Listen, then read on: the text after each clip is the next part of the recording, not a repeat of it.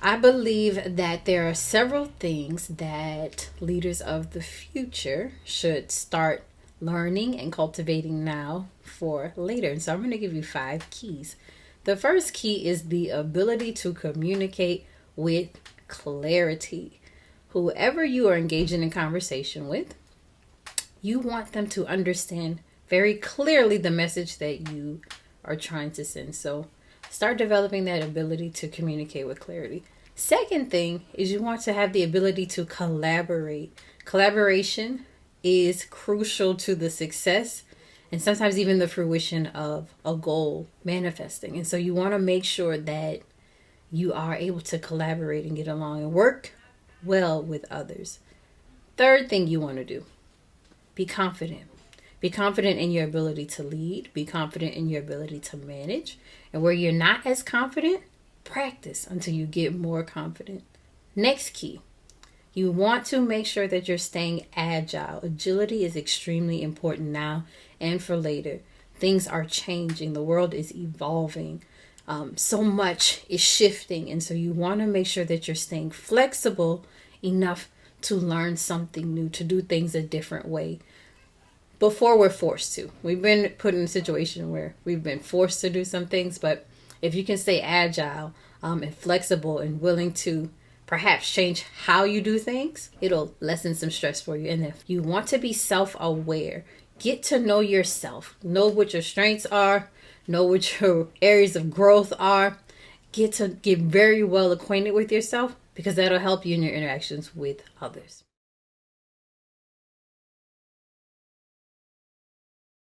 My daily habits start with quiet time. I believe it's important to quiet the noise in my life because there's lots of noise that comes from TV and the media and social media and clients and customers and loved ones. Some of it, a lot of it good noise, but nevertheless, it's still noise. And I believe that it's important to my productivity to make sure that I am embracing and committing to having some quiet time. For some people, that may look like meditation or prayer or reading or writing. So whatever that looks like for you, just know that quiet time is extremely important. Another daily habit that I believe will help with effectiveness is deciding what my top 3 are for the day. So top 3 are just 3 things that I'm going to accomplish within the day. It helps me to stay on track. It helps me to monitor progress for goals. And it gives a sense of accomplishment for having actually done something and achieved something. For some people, that's not that important. For me, it is. I like to know that I'm making progress towards something. And so just making sure that I plan around those top 3 is something that helps. Another habit that I've implemented, and that may be helpful to someone listening, is planning and scheduling, actually, breaks.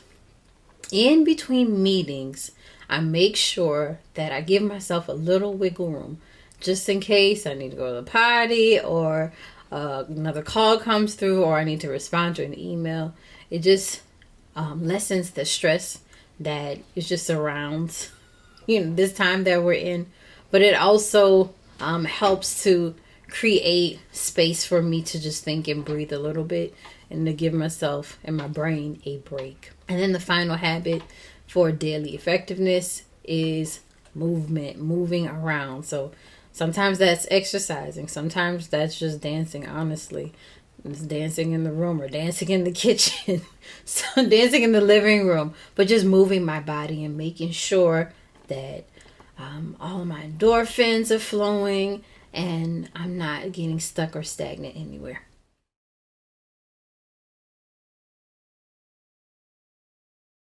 For those who are thinking about leadership or thinking about becoming a person of influence and you want to use your influence for good, I would encourage you to do a few things. The first one is to know yourself and master your strengths. Really, really hone in on what you're really good at.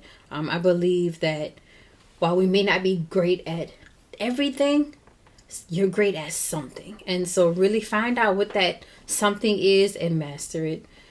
And balance that with intentionality around learning something new. I learned early on that You learn something new every day, and it truly is a reality that if you really pay attention, you're going to find something, even if it's a fact. You're going to learn something new every single day. So try to exercise some intentionality around learning new things, whether you pick up a hobby or you're reading a book or you're watching something on TV or YouTube.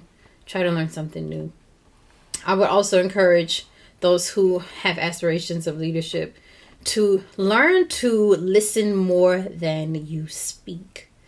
Leaders are listeners, and you want to make sure that you're listening well and you're listening with the intent to understand before you respond to whomever is listening to you. That's extremely important. A lot can be solved, a lot can be mitigated if we really learn to listen to each other first with the intent to understand, and then of course you can respond. And with that, another thing for future leaders, make sure that you speak up about the things that matters.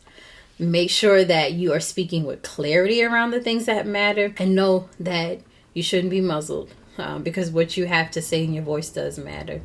I would also encourage future leaders to stay curious and to ask questions and to think creatively and explore possibilities and explore options.